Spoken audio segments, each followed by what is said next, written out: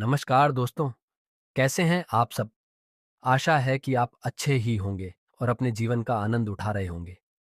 आज हम इस ऑडियो बुक में राजा याति की कथा के बारे में जानेंगे और यह भी समझेंगे कि कैसे भोगों की तृष्णा कभी समाप्त नहीं होती और यह मनुष्य को ईश्वर से दूर कर देती है। चलिए हम लोग इस कहानी की शुरुआत करें। शर्मिष्ठा और देवयानी का विवाद।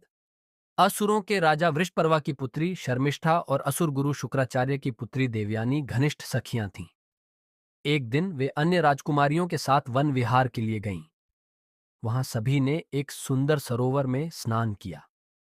स्नान के बाद शीघ्रता में देवयानी ने गलती से शर्मिष्ठा का वस्त्र पहन लिया। इस पर शर्मिष्ठा क्रोधित हो गई और ताना मारते हुए कहा, तू मात्र एक पुरोहित की पुत्री है। राजकुमारी के वस्त्र धारण करने की तेरी हिम्मत कैसे हुई? देवयानी ने उत्तर दिया, तू भूल रही है कि मेरे पिता तेरे पिता के गुरु हैं। तेरे पिता हमारे पिता के शिष्य हैं और तू मेरे पिता के शिष्य की पुत्री। यह सुनकर शर्मिष्ठा का क्रोध बढ़ गया और उसने अपनी सखियों को आदेश दिया कि देवयानी को उठाकर कुएं में फेंक दिया जाए। राजकुमारियों ने आदेश मान लिया और देवयानी को कुएं में छोड़कर चली गईं। कुछ समय बाद चक्रवर्ती सम्राट याति शिकार करते हुए उस कुएं के पास पहुंचे। जब उन्होंने अंदर झांका तो वहां एक युवती को देखा। उन्होंने वस्त्र डालकर देवयानी को बाहर निकाला।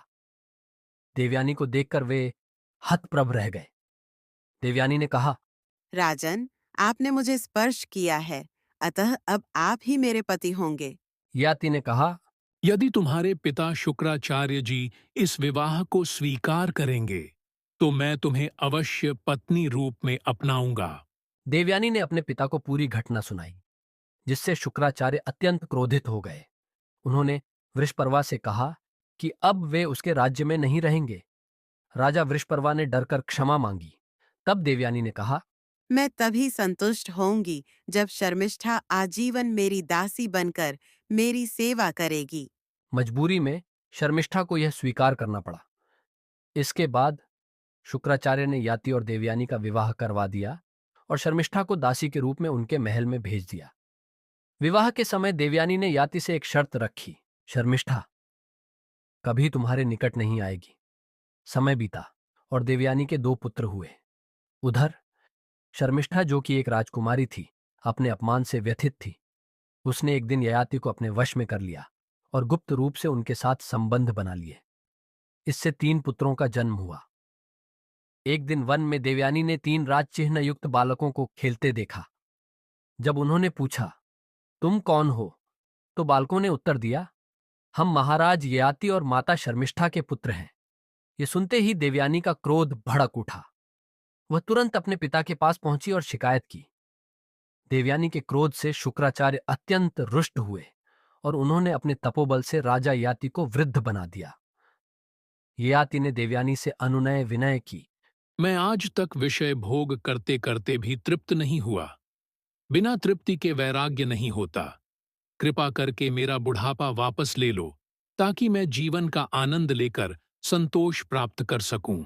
ययाति की बात सुनकर देवयानी का गुस्सा कुछ शांत हो गया। उन्होंने अपने पिता शुक्राचार्य जी से प्रार्थना की, पिताजी, ऐसा कोई उपाय बताइए जिससे इनका बुढ़ापा समाप्त हो जाए और ये फिर से जवान हो सकें।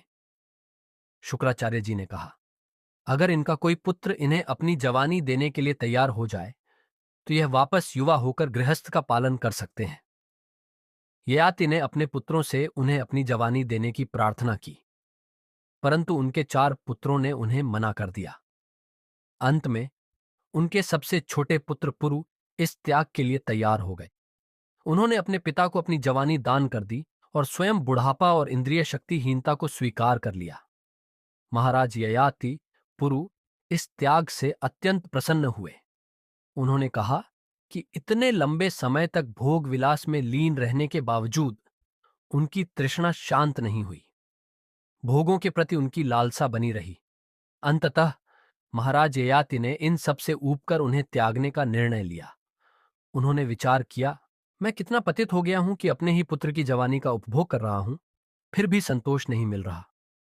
अब बस और नहीं। उन्होंने देवयानी से कहा, क्या इस पृथ्वी पर मेरे जैसा कोई और विषयों का दास होगा? मैं पूरी तरह इंद्रियों का गुलाम बन चुका हूं। परमार्थ की भावना मुझसे कोसों दूर हो गई है।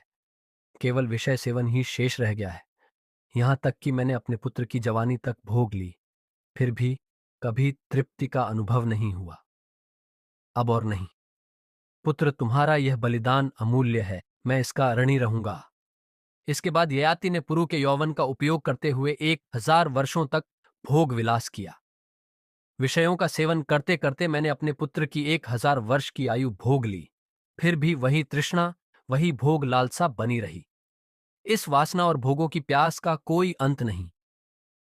ययाति ने विचार किया, आज मैं परमात्मा को साक्षी मानकर दृढ़ निश्चय करता हूं कि अब इन भोगों को कभी स्वीकार नहीं करूंगा।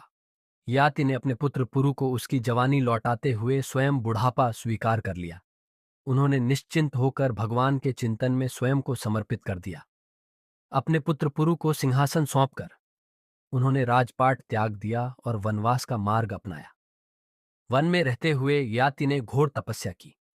कठोर साधना करते हुए उन्होंने समस्त सांसारिक शक्तियों और इच्छाओं का त्याग किया। अंततः आत्म साक्षात्कार के द्वारा अपने शरीर को तपस्या से भस्म कर वे परमात्मा वासुदेव की परम गति को प्राप्त हुए। इस कहानी से हमारे लिए सीख, इस कहानी से हमें यह सीख मिलती है कि स्त्री पुरुष के बीच का मोह और आसक्ति हमें आत्मबोध से दूर रखते हैं। ये जीवन कोई आसान खेल नहीं है। माया और मोह का त्याग करना बहुत कठिन है।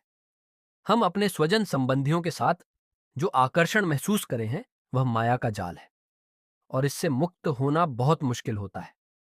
केवल वही व्यक्ति जिस पर श्री कृष्ण की कृपा होती है यह अनुभव करता है कि भोगों में सुख नहीं है, संसार के संबंध मिथ्या हैं, और जब वह अपने चित्त को निरंतर परमात्मा में लगाता है तब भगवान वासुदेव की कृपा से उसे मुक्ति प्राप्त होती है।